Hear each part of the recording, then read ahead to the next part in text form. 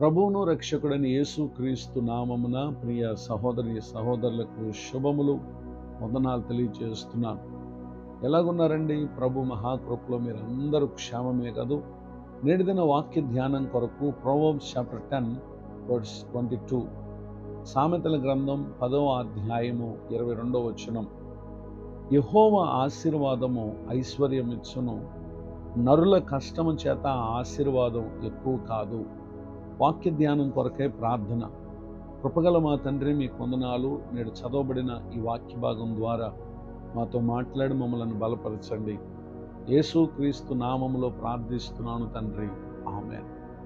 చదవబడిన ఈ వాక్య భాగంలో దేవుని ఆశీర్వాదం మానవులమైన మనకు ప్రతి విషయాల్లో సర్వ సమృద్ధిని అనుగ్రహిస్తుంది.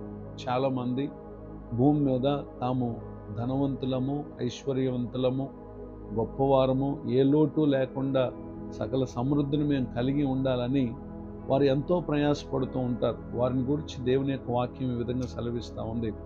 సామ్స్ 127 సెకండ్ స్టాంజా, 127వ కీర్తన 2వ చరణంలో, మీరు వేకువనే లేచి చాలా రాత్రి అయిన తర్వాత పండుకొనుచు కష్టార్జితమైన ఆహారం తినుచున్నట్టు వ్యర్థమే, తన ప్రియులను నిద్రించుచుండగా ఆయన వారికి ఇచ్చుచున్నాడు అని దేవుని యొక్క వాక్యం సెలవిస్తూ ఉంది. శ్రమ పడవలసినంత సమయం శ్రమ పడాలి. చాలామంది ఇంకా చీకటి ఉండగానే ప్రతిదినం లేచి అప్పటి నుండి చాలా రాత్రి వరకు పనులు జరిగిస్తూనే ఉంటారు. తక్కువ సమయం నిద్ర, చాలా సమయం పని. దానివలన తమకు రాబడి అధికంగా వస్తుందని వారి యొక్క ఆలోచన. ఎంతో ఎక్కువ కష్టపడితే అంత అధికంగా మనము ఐశ్వర్యవంతులం కాగలమనేటటువంటి ఆలోచనతో ఆరోగ్యాన్ని పట్టించుకోకుండా ప్రతిదినం ప్రయాసపడే వారుగా ఉన్నారు. అయినను వారు ఎంత కష్టపడినా తాము సంపాదించినటువంటి దానివల్ల ఏ విధమైన ప్రయోజనం పొందలేకపోతున్నారు. అయితే దేవునికి ప్రియులుగా ఒక వ్యక్తి ఉన్నప్పుడు నిశ్చయముగా దేవుని ఆశీర్వాదాన్ని వారు పొందుతారు. పరిశుద్ధ గ్రంథంలో రాయబడినటువంటి ఒక సంఘటనను మనం పరిశీలన చేసినట్లయితే, జెనసిస్ చాప్టర్ 13 వర్స్ 2, ఆది కాండము 13వ అధ్యాయం 2వ వచనం. అబ్రాము వెండి బంగారము పశువులు కలిగి బహుధనవంతుడై ఉండెను.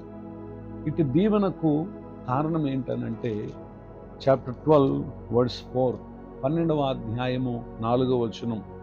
యెహోవా అతనితో చెప్పిన ప్రకారం అబ్రాము వెళ్ళాను. దేవుడు చెప్పిన మాట చొప్పున చేసిన కారణం అతడు దేవునికి స్నేహితుడయ్యాడు. ఆ కారణాన్ని బట్టి అబ్రామును దేవుడు అన్ని విషయాల్లో దీవించారు. మొదట కావలసినటువంటి ప్రతి అవసరం తీర్చారు. 100 సంవత్సరాల వయసులో కుమారుణ్ణి ఇచ్చారు. అంత మాత్రమే కాక అబ్రామును బట్టి సమస్త వంశములు దీవింపబడును అని చెప్పడం కూడా ఎంతో గొప్ప ఆధిక్యత.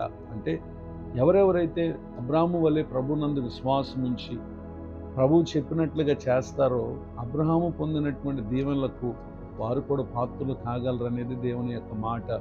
ఈ మాటలు వింటున్నటువంటి నా ప్రియ సహోదరి సహోదరులు, ఎంత కష్టపడుతున్నా దాన్ని తగిన లాభాన్ని పొందలేకపోతున్నామని విచారపడుతున్నారా? ఈ దినం విన్న వాక్యాన్ని బట్టి ప్రభువిస్తేనే మనకు ఆశీర్వాదం కనుక దేవునికి ప్రియులైనటువంటి పిల్లల వలె బ్రతకడానికి ఈ దినం మొదలుకొని జీవించే ప్రయత్నం చేయండి. నిశ్చయముగా దేవుడి దీవెనలకు మిమ్మల్ని పాత్రలుగా చేయబోతున్నారు. ఈ మాటలు పరిశుద్ధాత్మ దేవుడు మన కొరకే దీవించునుగాక, ఆమేన్. ప్రార్థన. కృపగల మా తండ్రి, వందనాలు. నేడు విన్న ఈ మాటల ద్వారా ఇది మొదలుకొని మీకు ప్రియులైనటువంటి పిల్లల వలె మేము బ్రతకటానికి సహాయం చేయండి. దైవజనులను, వారి కుటుంబాన్ని, చేస్తున్న పరిచయను దీవించండి. నూతన సంవత్సర దయాకిరీటాన్ని దినం పొందిన మా పిల్లలను ఆశీర్వదించండి. అనాథలను, విధవరాండ్రను, దిక్కులేని స్థితిలో ఉన్నవారిని, వృద్ధాప్యంలో ఉన్నవారిని జ్ఞాపకం చేసుకునండి. కృంగిన వారిని లేవనెత్తండి. నేటి దిన దీవెనలు సమస్త విషయాలు అనుగ్రహించి మేలు చేయమని యేసుక్రీస్తు నామములో ప్రార్థిస్తున్నాను తండ్రి, ఆమేన్. తండ్రి, కుమార, పరిశుద్ధాత్మ దేవుడితో నడిపించునుగాక, ఆమేన్. నేడు విన్న ఈ మాటలు మీకు ఆశీర్వాదకరంగా ఉన్నాయా? అయితే మీరు పొందు మేలులను, అలానే మీ ప్రార్థన అవసరతలను SMS ద్వారా, ఫోన్ కాల్స్ ద్వారా, ఈమెయిల్స్ ద్వారా, వాట్సాప్ ద్వారా, అలానే కామెంట్ సెక్షన్లో కామెంట్స్ చేయడం ద్వారా నిశ్చయముగా తెలియపరచండి. మరి మీ కొరకు ప్రార్థన చేస్తాం. ప్రభు మీకు తోడై ఉండునుగాక. ఇట్లు మీ సహోదరుడు pastor William booth. God bless you.